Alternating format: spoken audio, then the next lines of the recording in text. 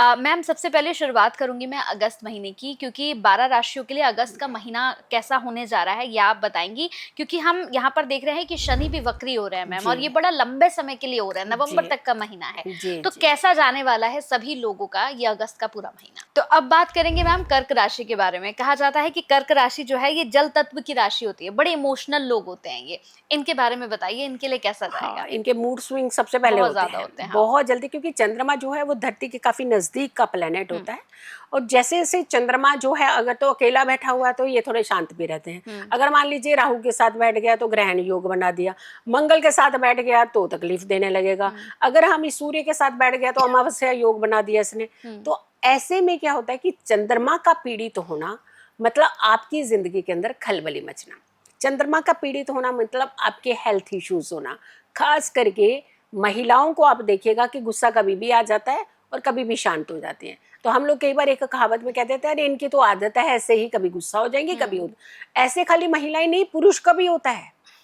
पुरुषों को भी यही प्रॉब्लम होती है जब चंद्रमा पीड़ित तो होता है। तो ऐसी सिचुएशन जो है, क्योंकि वृश्चिक राशि में जो है चंद्रमा नीच का हो जाता है और वृष यानी शुक्र की राशि में ये उच्च का होता है।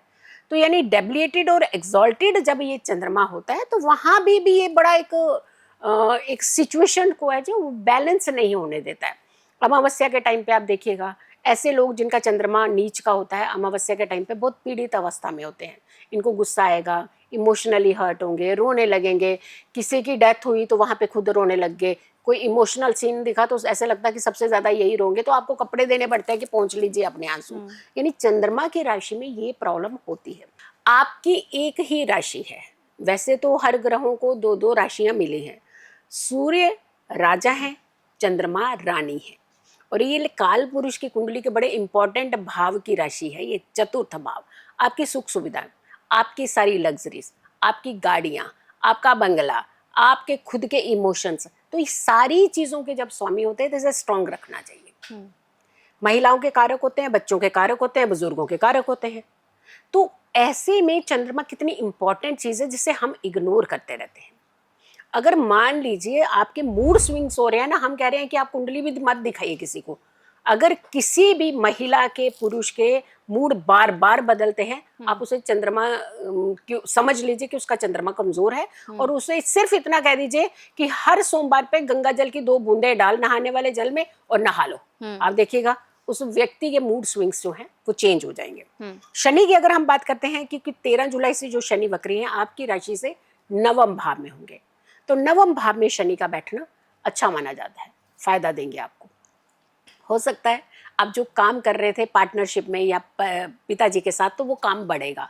हो सकता है कोई काम आपका बड़े समय से लटका हुआ था, नहीं मिल रहा था, वो मिल जाएगा आपको, क्योंकि आपके लिए बड़े अच्छे एक संकेत बनाता हो। लेकिन हाँ, थोड़ा सा ये ध्यान आपको रखना है कि जैसे मान लीजिए आपको कोई बड़ी अच्छी अपॉर्चुनिटीज़ मिल रही हैं, तो लोग ये कह रहे हैं कि यहाँ पे ना थोड़ा सा पैसा लगेगा, स्पेंड करना पड़ेगा। पैसा ध्यान से दीजिएगा, क्योंकि यहाँ पे थोड़ा सा ये कि पैसे की चीटिंग हो सकती है, लेकिन अदरवाइज आपको ऑप्शन बहुत अच्छे मिलेंगे। तो वो तो आप बड़ों की सलाह ले सकते हैं घर में। राहु की अगर हम बात कर रहे हैं तो आपकी राशि से 8वें भाव में रहेंगे, अष्टम में रहेंगे।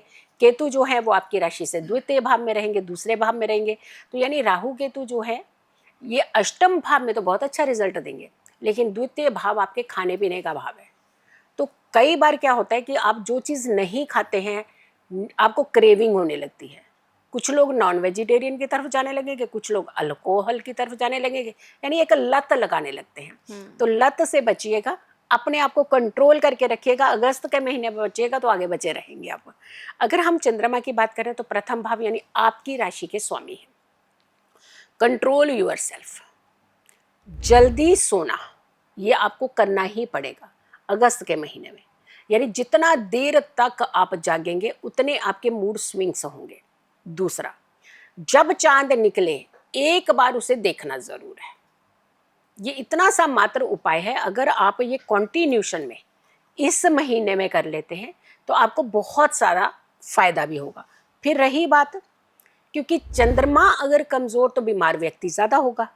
चंद्रमा अगर कमजोर रहेगा चेस्ट कंजेशन आपको ज्यादा होगा, खांसी ज्यादा होगी। जैसे ही मौसम बदला आप खांसने लगेंगे। तो आपको चांदी का बर्तन कोई भी आपके घर में है, चाहे स्पून ही क्यों ना हो, कटोरी है, गिलास है, जो भी चांदी का बर्तन है, उसमें जल भर करके पीना शुरू कर दीजिए। अगस्त के महीने में ज़रूर पीजिएगा।